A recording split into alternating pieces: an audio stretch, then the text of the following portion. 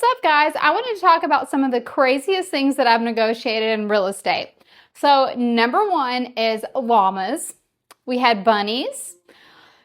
Then there was cross ties. There was the time with the cross ties on a piece of property. Kevin and I really wanted those cross ties, but somehow we talked ourselves out of the cross ties. Pianos, refrigerators.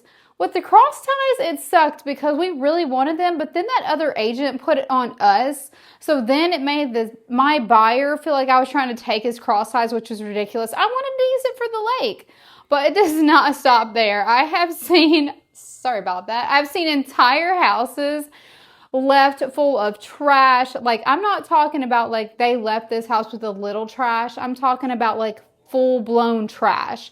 I have had a seller pay off an entire mortgage. Another time I've had a buyer's grandmother step in to help pay off a lien because the seller, like somewhere back in history, had been known for terroristic threats. And then there's the deal that changed my whole life and made me go full time.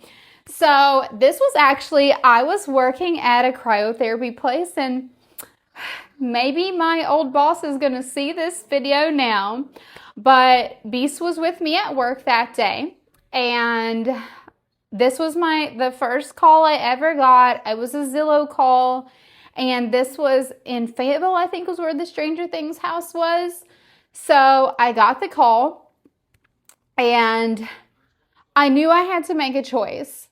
Like, this lady said she had cash, she wanted to buy the house, and I was just so excited. This was several years ago, obviously. And so I was so excited. I literally shut this place down. I shut the lights off. I told Beast, I was like, let's go. We're just going all in. We're going for this. So I picked him up. We got lost because most of the roads were shut down. We went down this random dirt road. Like, we walked probably 2 miles to get there. Walked down the dirt road. We met the lady. I was so excited because this was going to be my first sale. And she told me she had cash. I didn't know at the time. She told me that she had cash. Love you too. That she had cash in her safe at home, and she was going to pay this $300,000 cash for this house. I left. I was like, oh my God, I did it. But I knew, like, my boss is calling me. He's like, where are you?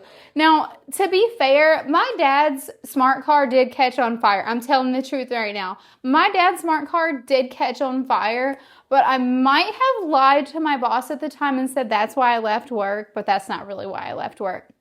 So that is what made me completely go full-time in real estate, and that one completely changed my life. So now I'm a full-time agent and have been for several years. So I never looked back after that. I knew that I had to just let it go. So everybody knows, like, 1 year ago was when I stopped kickboxing full-time as well. So from that point, here I am, full-time agent now. With that being said, might I do a boxing match soon? Who knows? Who knows what's going to come next? I have all kind of adventures ahead of me. But that is what made me go full-time real estate. And I have to say, on negotiating, the rabbits, the chickens, the people were supposed to leave Cole and Crystal their chickens. They didn't. They took those chickens with them, but it was too late. Those sellers were not very nice. I think I can say that. They were not very nice. They took those chickens. They said they were leaving those chickens.